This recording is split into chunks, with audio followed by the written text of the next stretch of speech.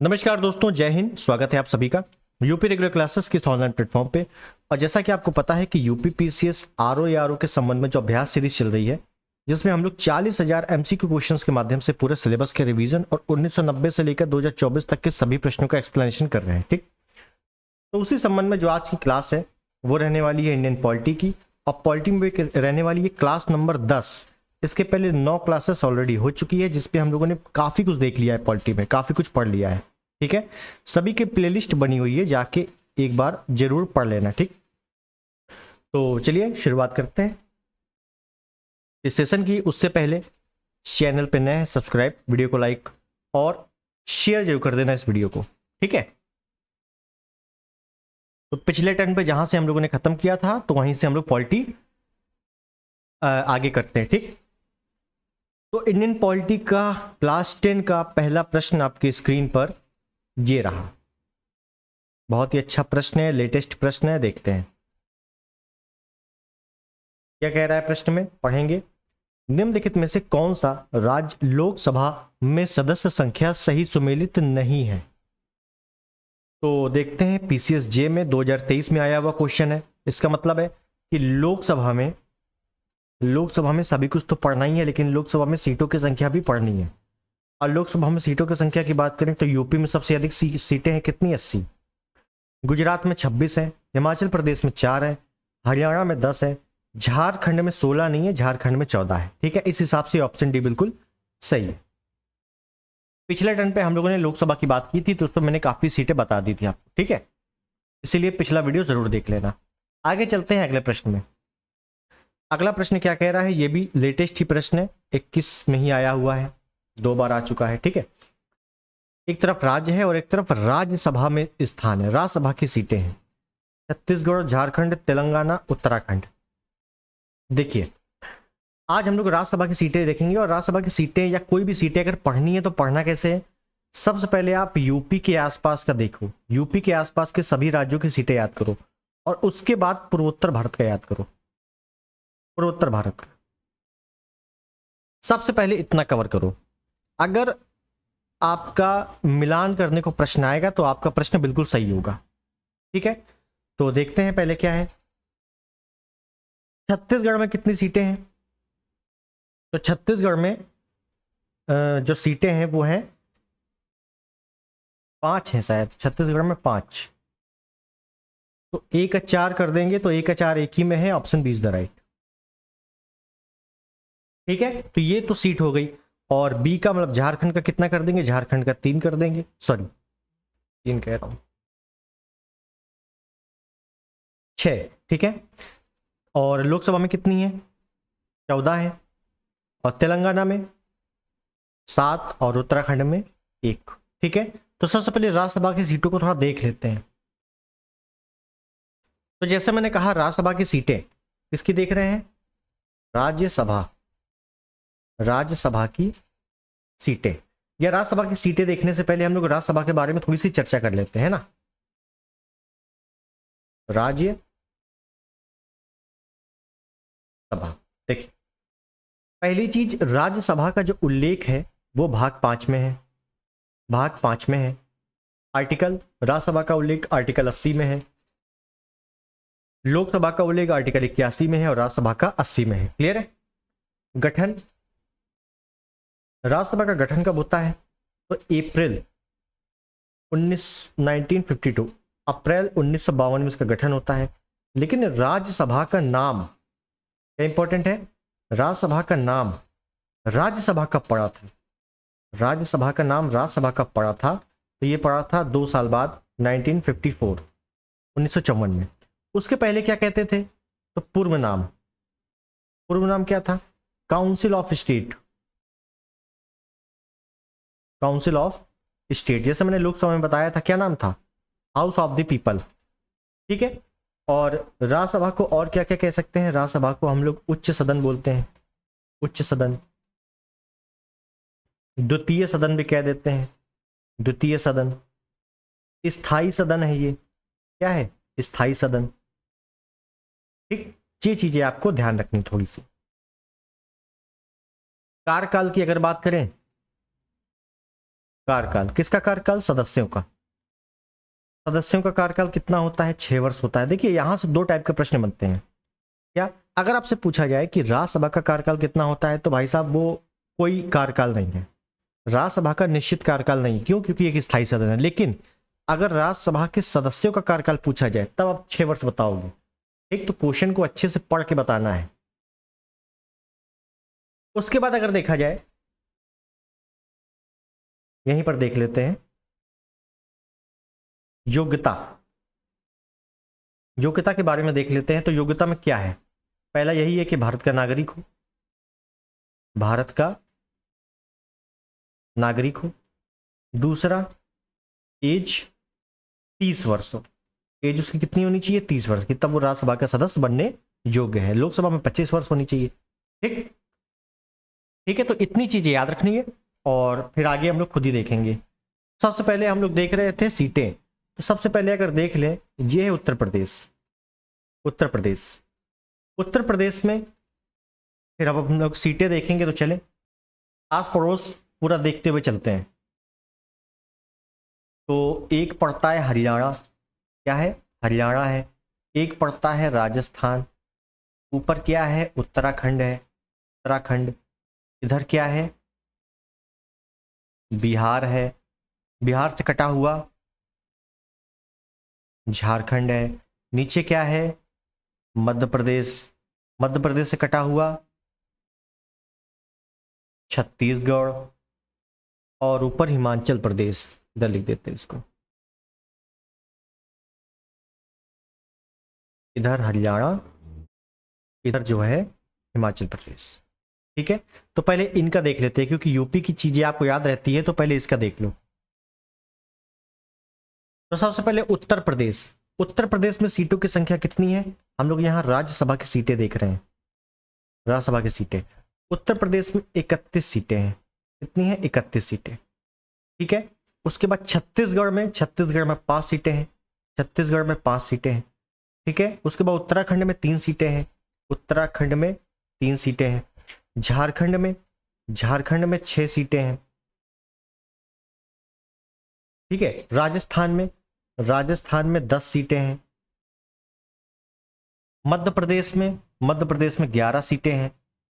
हिमाचल प्रदेश में 3 सीटें हैं। हरियाणा में 5 सीटें हैं। और बिहार में देख ले लास्ट में, तो बिहार में 16 सीटें हैं। ठीक है, तो ये पहले तो उत्तर प्रदेश से लगी हुई सीटें आपको याद होनी चाहिए, इंपॉर्टेंट है। क्लियर?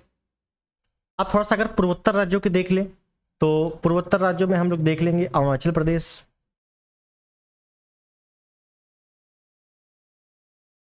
नागालैंड, मणिपुर, मिजोरम, त्रिपुरा, असम, मेघालय। ठीक है, तो पूर्वोत्तर राज्यों को देख लें। तो पूर्वोत्तर में याद रखना है कि आपको क्या याद रखना है? असम में, ये जो असम है, तो यहाँ पे 7 सीटें हैं। 7 कितनी है? 7। अब बाकी सब में एक एक सीट है। पूर्वोत्तर में बाकी सब में सिर्फ एक एक सीट है। केवल असम में कितनी सीटें हैं? 7 सीटें हैं। ठीक है, तो ज्यादातर प्रश्न यहीं से आ जाएंगे। ठीक, तो पहले आप लोग इतना याद करिए। आगे देखते हैं अगला प्रश्न। निम्नलिखित में से कौन सा विधेयक राज्यसभा में प्रस्तुत नहीं किया जा सकता? तो मैंने लोकसभा में बताया था, क्या बताया था? कि जो धन विधेयक, वित्त विधेयक, वित्त विधेयक, ये दोनों है, ये कभी भी राज्यसभा में नहीं जाते। ये हमेशा लोकसभा में जाएंगे। लोकसभा इनको राज्यसभा में भेजेगी। राज्यसभा में मैक्सिमम 14 दिनों तक रहेंगे। अगर राज्यसभा वापस भेज देती है लोकसभा के पास तो ठीक है, वरना स्वतः ही ये बिल पास माना जाएगा। कुल मिला के टोटल पावर धन विधेयक, वित्त विधेयक की लोकसभा के पास है, राज्यसभा के पास नहीं है। तो राज्यसभा में प्रस्तुत नहीं किया जाता है। क्या है? वित्त विधेयक। Option C is the right. अगर संविधान संशोधन की बात करें तो ये लोकसभा या राज्यसभा कहीं भी पहले प्रस्तुत हो सकता है। साधारण विधेयक ये भी लोकसभा या राज्यसभा कहीं भी पहले प्रस्तुत हो सकता है। ठीक है, तो इनके बारे में थोड़ा सा ध्यान रखना, पिछले जन्म में मैंने बताया था। क्लियर है? आगे देखिए अगला प्रश्न। देखिए अच्छा प्रश्न है, कथन कारण वाला। क्या कह रहा है? कथन है भारत में मंत्रिपरिषद संयुक्त रूप से लोकसभा और राज्यसभा दोनों के प्रति उत्तरदायी है। ठीक। कारण है लोकसभा और राज्यसभा दोनों के सदस्य संघीय सरकार में मंत्री बनने की पात्रता रखते हैं। तो देखिए पिछले टर्न पर मैंने क्या बताया था कि केंद्र की मंत्रिपरिषद, केंद्र की जो मंत्रिपरिषद है, केंद्र की जो मंत्रिपरिषद है सामूहिक रूप से, किस रूप से? सामूहिक रूप से लोकसभा के प्रति उत्तरदायी है, लोकसभा के प्रति उत्तरदायी है। ठीक है, राज्यसभा के प्रति उत्तरदायी नहीं है। तो यहां पे राज्यसभा लोकसभा दोनों की बात कर रहे हैं, तो ये तो सरासर गलत हो गया। और जैसे ही ए गलत हुआ तो ए और आर दोनों सही है, गलत होगा। ए और आर दोनों सही, गलत हो गए। ए सत्य है, सत्य नहीं है। ए गलत है, option D is the right. ठीक है, कथन कराने वाले में ये थोड़ा सा एक पॉजिटिव है कि अगर आपको एक भी गलत मिल गया तो बस वहीं से आपका आंसर आ जाता है। ठीक। दूसरा है लोकसभा और राज्यसभा दोनों के सदस्य संघीय सरकार में मंत्री बनने के पात्र रखते हैं। संघीय मतलब केंद्र की सरकार, तो ये बिल्कुल सही है। मतलब कोई भी व्यक्ति, सॉरी ऐसे लिख दें कि यदि कोई व्यक्ति बिना किसी सदन के सदस्यता ग्रहण किए हुए मंत्री बन जाता है तो उसको 6 माह के भीतर किसी भी सदन की सदस्यता ग्रहण करनी पड़ती है। मतलब जो भी केंद्र का मंत्री होगा वो किसी न किसी सदन का सदस्य जरूर होगा, चाहे वो राज्यसभा का हो, लोकसभा का हो, वो उसकी मर्जी है। क्लियर है? तो ये थोड़ा सा ध्यान रखना है इसके बारे में। ये वाला आर वाला सही है। क्लियर है? नेक्स्ट, इस अनुच्छेद के द्वारा संसद को यह अधिकार प्राप्त है कि राष्ट्रीय हित में वह राज्य सूची में दिए गए विषयों पर भी कानून बना सकती है। तो ये वाला क्वेश्चन मैंने आपको कई बार कराया है और इसके बारे में कई बार बताया है कि कुछ ऐसी कंडीशंस हैं, कुछ ऐसे आर्टिकल हैं जिसमें होता क्या है कि राज्य सूची के विषय पर, राज्य सूची के विषय पर केंद्र सरकार कानून बनाती है। कौन कानून बनाती है? केंद्र सरकार। केंद्र सरकार कानून बनाती है। जैसे मैंने आपको कुछ आर्टिकल करवाए थे, जैसे आर्टिकल मैंने करवाया था 249, 250, 252 और 253। ये ही आर्टिकल आपसे बार बार पूछे जाते हैं अच्छे लेवल के एग्जाम में। ठीक है, तो पहली चीज तो अगर आपको यही चारों पता है तो आप आर्टिकल 249 कर दोगे, ऑप्शन इज द राइट। अब इस आर्टिकल में है क्या? तो इस आर्टिकल में यही है, मैं ओरली बोल रहा हूं कि यदि राज्य सूची के विषय को विशेष महत्व घोषित कर दिया जाए तो उस विषय पर, राज्य सूची के उस विषय पर केंद्र सरकार कानून बनाएगी। अब राष्ट्रीय महत्व घोषित कौन करेगा? राष्ट्रीय महत्व घोषित कौन करेगा? तो ये करेगी राज्यसभा। राज्यसभा करेगी 2/3 बहुमत के साथ। और इससे जो कानून बनेगा, इससे जो कानून बनेगा वो 1 वर्ष तक लागू रहेगा। ठीक है, तो ये सारी चीजें मैं बता चुका हूं ऑलरेडी और ये सब चीजें पूछी जाती है। थोड़ा सा डिटेल अगर आएगा तो यहीं से आएगा और कुछ नहीं आएगा। ठीक, थोड़ा ध्यान से देखना और सभी वीडियोस देख डालो। ये 10वां है, सभी वीडियोस जो 9 है वो आराम से देख डालना है। आगे देखें, निम्नलिखित में से राज्यसभा के विषय में कौन सही है? तो राज्यसभा के विषय में कौन सही है देख लेते हैं। पहला है यह भंग नहीं की जा सकती। बिल्कुल सही है। राज्यसभा क्या एक स्थायी सदन है और इसको भंग नहीं कर सकते, भंग लोकसभा को कर सकते हैं। तो पहला बिल्कुल सही है। अब पहला जैसे ही सही है और हमसे कह रहा था कौन सही है, तो पहला इसमें दिया नहीं हुआ, इसमें दिया नहीं हुआ। ठीक, और ये देखो लेटेस्ट 2020 में आया हुआ है आरओ मेंस, जो कि 2020 में हुआ था 16 वाला। ठीक, इसका कार्यकाल 5 वर्ष का होता है, गलत। इसका कार्यकाल होता है 6 वर्ष का। अब देखिए, अब यहां पे दो टाइप से गलत है ये। क्या? इसका कार्यकाल पहले तो 5 वर्ष का होता नहीं, 6 वर्ष का होता है। दूसरी चीज, अगर यहाँ राज्यसभा की बात करें तो राज्यसभा का कोई कार्यकाल नहीं होता, वो स्थायी सदन है। इसके सदस्यों का कार्यकाल होता अगर तो थोड़ा सा दिमाग लगा सकते थे, लेकिन इसका कार्यकाल 5 वर्ष का होता है, गलत।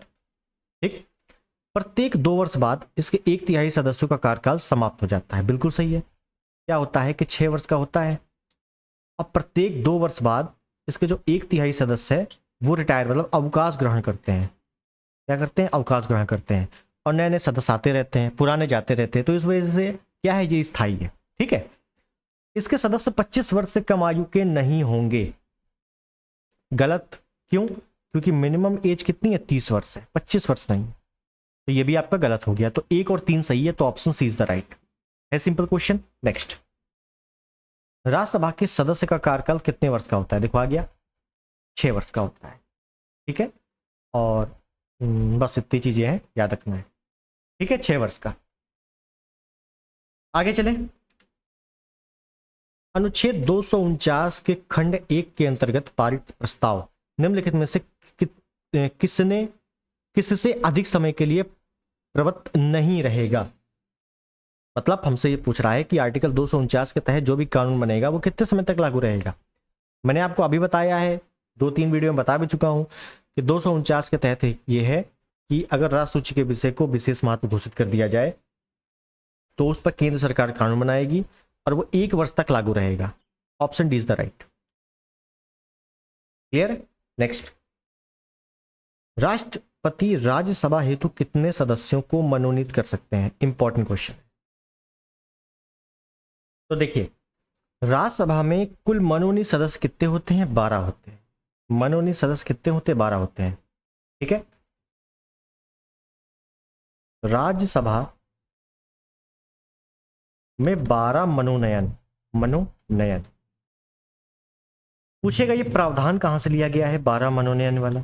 ये लिया गया है आयरलैंड के संविधान से। कहां से लिया गया है? आयरलैंड के संविधान से। राज्यसभा में 12 सदस्यों का मनोनयन होगा, ये आर्टिकल 83 के तहत है। ये प्रावधान किसमें है? आर्टिकल 83। ठीक है, बहुत इंपॉर्टेंट आर्टिकल है, याद रखना है। ठीक। दूसरी चीज, ये जो 12 सदस्य होंगे ये कहां कहां के विशेषज्ञ होंगे?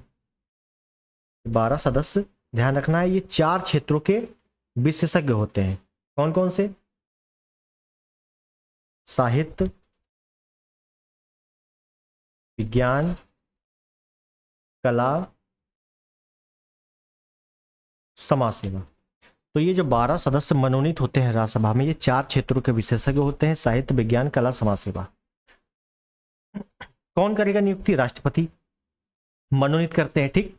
अब अगर पूछेगा आपसे, थोड़ा सा अगर हार्ड बनाएगा, ये बताओ राष्ट्रपति मनोनीत करते हैं तो क्या बराबर करते हैं सबको? मतलब इसमें से 3, इसमें 3, इसमें 3, इसमें 3, 3 चौके 12 हो गए 12? नहीं, ये राज्यसभा की स्वविवेकी शक्ति है।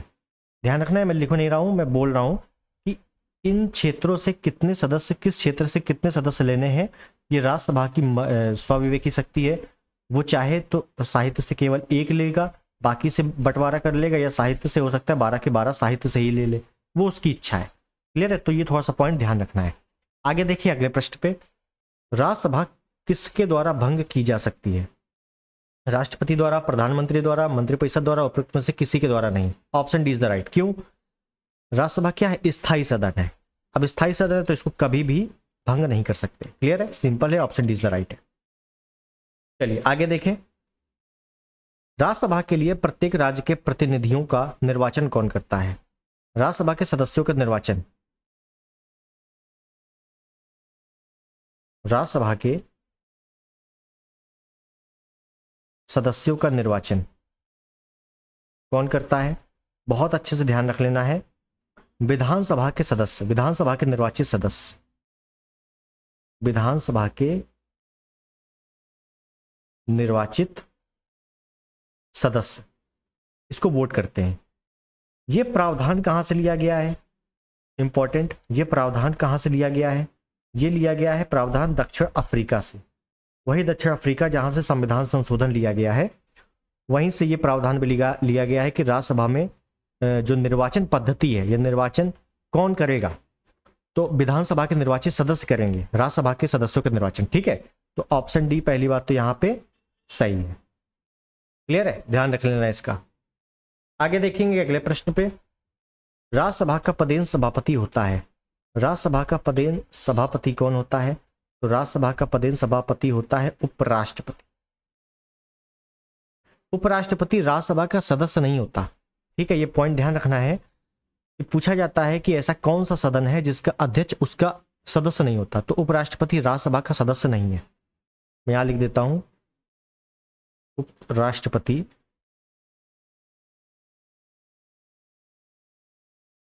राज्यसभा का सदस्य नहीं होता।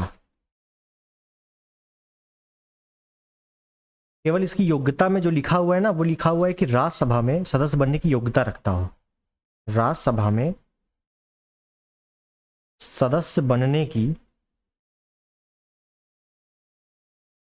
योग्यता रखता हो, केवल योग्यता रखता हो, बाकी सदस्य ना हो। क्लियर है? तो ऑप्शन ए यहां पर बिल्कुल सही है। नेक्स्ट, राज्यसभा धन विधेयक को कितनी अवधि तक रोक सकता है? मतलब कोई भी अगर धन विधेयक आएगा या वित्त विधेयक आएगा तो उसको लोकसभा में पेश करना होगा। सबसे पहला काम क्या है? लोकसभा में पेश करना है। लोकसभा उसको राज्यसभा में भेजेगी। राज्यसभा मैक्सिमम 14 दिन तक अपने पास रख सकता है। अच्छा, 14 दिन प्लस हो गए तो भैया वो स्वतः ही पास माना जाएगा। ठीक है, मीन्स में आ चुका है। क्या है? अगर राज्यसभा 14 दिन के भीतर लोकसभा को वापस लौटाना होता है। पहली चीज, अगर वापस नहीं लौटाती राज्यसभा 14 दिन के प्लस 15 दिन 16 दिन हो जाते हैं तो भाई साहब वो बिल स्वतः ही पास माना जाएगा। राज्यसभा लोकसभा को बोल सकती है कि हाँ इसमें कुछ संशोधन करने लायक है, लेकिन वो पूरी की पूरी कंडीशन लोकसभा के पास है, पूरी पावर लोकसभा के पास है। अगर वो चाहे तो राज्यसभा की बात सुने, ना चाहे तो अनसुना कर दे। क्लियर है? बस राज्यसभा के पास भेजती क्यों है? जब राज्यसभा के पास पावर नहीं है तो धन विधेयक या वित्त विधेयक लोकसभा राज्यसभा के पास भेजती क्यों है?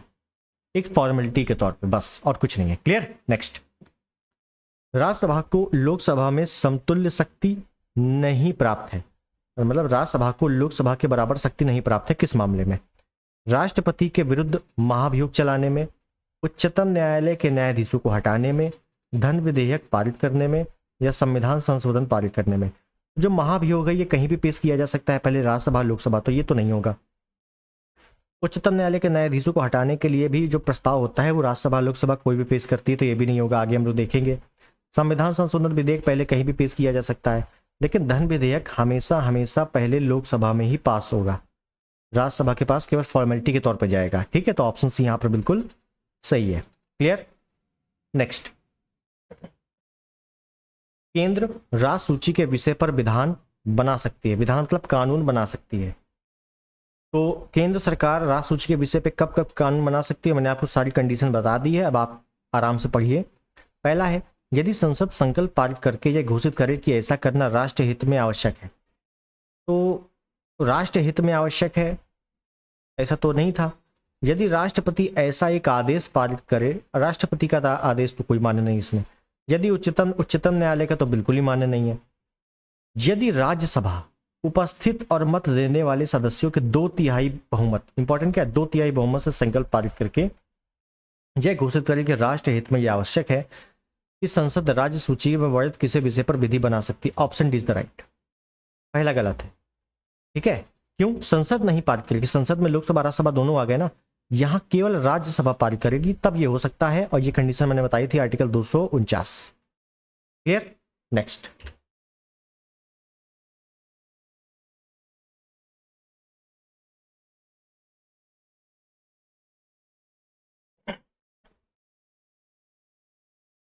देखिए क्या कह रहा है। भारतीय संसद के ऊपरी सदन राज्यसभा का प्रथम अधिवेशन हुआ था। तो राज्यसभा का प्रथम अधिवेशन कब हुआ था ये पूछ रहा है हमसे। तो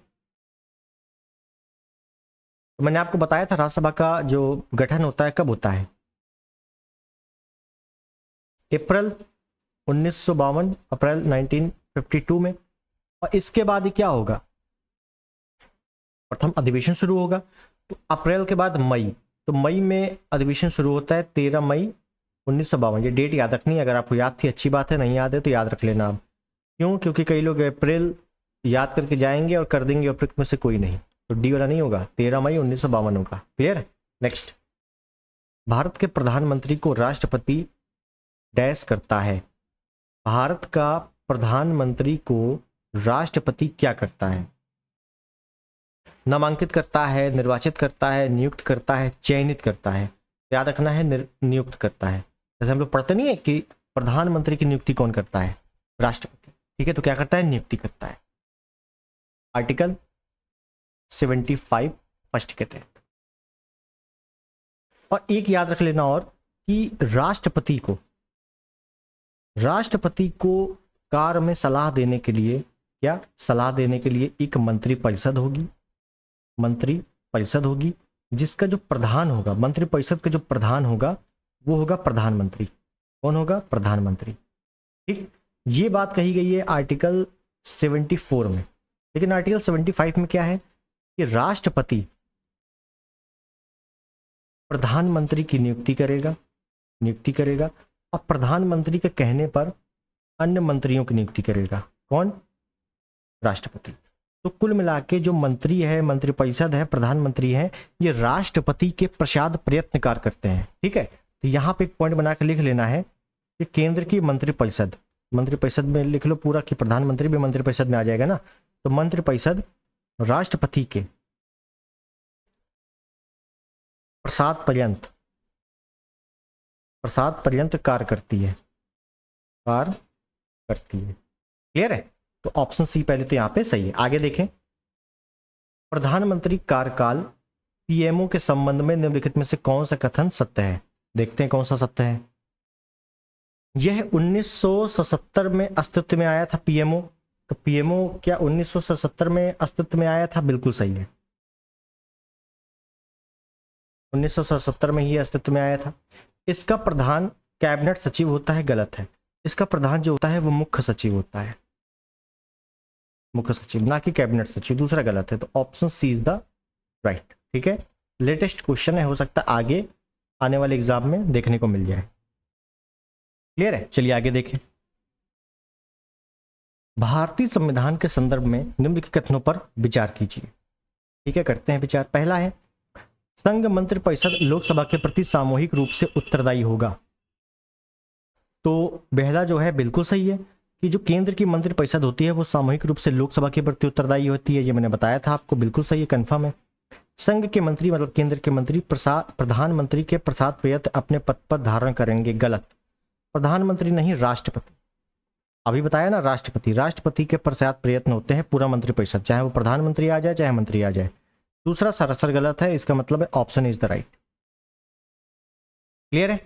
नेक्स्ट, मंत्रिपरिषद किसके प्रति उत्तरदायी होती है? मंत्रिपरिषद किसके प्रति? लोकसभा के प्रति। सिंपल क्वेश्चन है। नेक्स्ट, निम्नलिखित कथनों पर विचार कीजिए और नीचे दिए गए कूट से सही उत्तर का चुनाव कीजिए।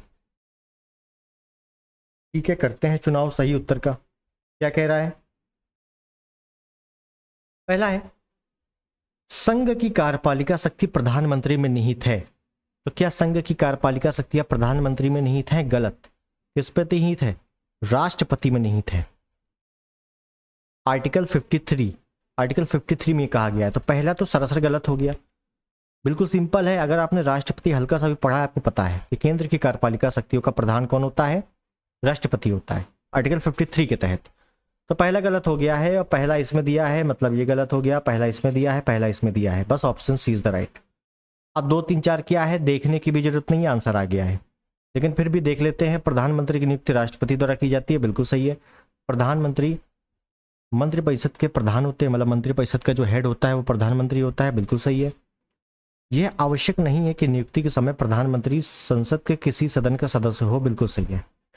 मतलब कोई भी व्यक्ति किसी भी सदन का सदस्य रहते बिना या किसी भी सदन का सदस्य रहे बिना प्रधानमंत्री या मंत्री बन सकता है, लेकिन 6 माह के भीतर उसको सदस्यता लेनी पड़ेगी। किसी भी सदस्य के लिए सदस्यता लेनी पड़ेगी, चाहे वो राज्यसभा के लिए चाहे लोकसभा के लिए। क्लियर है? तो सी वाला बिल्कुल सही है। आगे चलते हैं अगले प्रश्न में। किस सदन के सदस्यों द्वारा बहुमत से अविश्वास प्रस्ताव पास होने पर मंत्रिपरिषद को त्यागपत्र देना पड़ेगा? मैंने आपको बताया था अविश्वास प्रस्ताव के बारे में पिछले 10 पर काफी डिटेल्ड में। अविश्वास प्रस्ताव जहां पे आ जाए आपको आंख बंद करके लोकसभा टिक करना है। क्यों? क्योंकि अविश्वास प्रस्ताव हमेशा लोकसभा में ही पारित हो सकता है या लोकसभा के तहत ही भंग हो सकता है। अविश्वास प्रस्ताव विपक्ष के द्वारा लाया जाता है, 50 सदस्यों का समर्थन जरूरी है, और अविश्वास प्रस्ताव में वोटिंग होती है। टाई की स्थिति में जो स्पीकर होता है वो वोट करता है। मैंने आपको सब चीजें बता दी हैं, ठीक है। तो अविश्वास प्रस्ताव अगर पास हो गया तो मंत्रिपरिषद त्यागपत्र दे देगी। कहां से पास हो गया? लोकसभा से। Clear? Option is the right. Rajya Sabha का इसमें कोई कारण नहीं है। क्लियर? नेक्स्ट है, निम्नांकित में से कौन राज्यसभा का सदस्य होते हुए भी लोकसभा की कार्यवाही में भाग ले सकते हैं? तो देखते हैं। क्या कह रहा है कि राज्यसभा का सदस्य होते हुए भी लोकसभा में भाग लेंगे, मतलब राज्यसभा के सदस्य हैं लेकिन हम लोकसभा में भी जा सकते हैं। कौन करेगा ऐसा? राज्यसभा का मनोनीत या नामांकित सदस्य जो अपने क्षेत्र का विशेषज्ञ होगा, बिल्कुल नहीं। राज्यसभा का उपसभापति, गलत। राज्यसभा का उपसभापति केवल राज्यसभा में होता है। मंत्री जो राज्यसभा का सदस्य हो, बिल्कुल सही है। और राज्यसभा में सदन का नेता, गलत। देखो क्या है, जो संसद है इसमें लोकसभा भी है, राज्यसभा भी है, दोनों है, ठीक है। और जो केंद्र की मंत्रिपरिषद है, मंत्रिपरिषद का जो मंत्री होता है, वो जब मंत्री बनता है तो वो किसी भी सदन का सदस्य हो सकता है, चाहे वो लोकसभा का हो चाहे राज्यसभा का। तो राज्यसभा का अगर कोई है तो लोकसभा में पार्टिसिपेट कर सकता है, कोई दिक्कत नहीं, ठीक है। इसी वजह से तो ऑप्शन सी बिल्कुल सही है। नेक्स्ट, किस प्रधानमंत्री के कार्यकाल में दल बदल विरोधी विधेयक पास हुआ था? तो दल बदल के बारे में आपको अच्छे से पता है। दल बदल का जो अनुवाद है अच्छे से, वो अनुसूची 10 में है और अनुसूची 10 जोड़ी गई है 52वें संविधान संशोधन 1985 के तहत ये जोड़ी गई है। इसमें दल बदल का कानून जो है, विरोधी विधेयक पास हुआ था। और ये किसके काल का है? राजीव गांधी के काल का है, राजीव गांधी। क्लियर है? अब ये दल बदल है क्या? जो दल बदल लेते हैं नेता बार बार, यही था केवल कि ये पास हुआ था। इसमें कहा गया था कि यदि कोई सदस्य 1/3 सदस्यों से कम दल बदल करता है तो उसकी जो सदस्यता वो रद्द हो जाएगी। मतलब 1/3 का मतलब है, मान लो 30 सदस्य हैं, 1/3 का मतलब हो गया 10। अगर 10 कर रहे हैं तब तो ठीक है, लेकिन अगर 30 में से 9 इकट्ठे दल बदल कर रहे हैं तो वो मान्य नहीं होगा, ठीक। तो ये थोड़ा चीजें हैं इंपॉर्टेंट। और 1/3 सदस्यों से कम कर रहे हैं तो दल बदल अगर करते हैं तो सदस्यता रद्द हो जाएगी। रद्द कौन करेगा? संबंधित सदन का अध्यक्ष, चाहे वो लोकसभा का हो चाहे राज्यसभा का, जो भी जिसका भी सदन का सदस्य होगा, उस सदन का जो अध्यक्ष होगा उसकी सदस्यता रद्द कर देगा। लेकिन एक चेंजमेंट होता है इसमें, 91वां संविधान संशोधन 2003।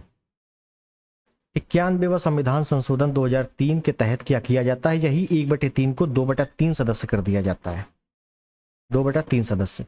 यदि 2/3 सदस्य से कम कोई दल बदल करता है तो उसकी सदस्यता रद्द हो जाएगी। बस ये थोड़ा सा पॉइंट ध्यान रख लेना है। थोड़ा डिटेल पूछेगा तो ये 91वां संविधान संशोधन पूछ लेगा, वरना सिंपल आता है इसमें क्वेश्चन, ठीक है। तो ये मेरे हिसाब से आपको समझ में आ गया होगा। आगे चलें। ओके, तो हमारे सारे प्रश्न होते हैं समाप्त। एंड हम लोगों ने आज पॉलिटी देखा। अब पॉलिटी में भी क्या खासकर लोकसभा राज्यसभा देख लिया है, मंत्रिपरिषद या प्रधानमंत्री के अभी कई सारे क्वेश्चन बचे हुए हैं, ठीक है। तो प्रधानमंत्री को अगले टर्न पे हम लोग समाप्त करेंगे काफी अच्छे से डिटेल्ड में। और चैनल पे नए हैं, सब्सक्राइब नहीं किया है तो भैया सब्सक्राइब कर देना, वीडियो को लाइक कर देना और शेयर कर देना। मिलते हैं अगले वीडियो में, तब तक के लिए नमस्कार, जय हिंद, वंदे मातरम।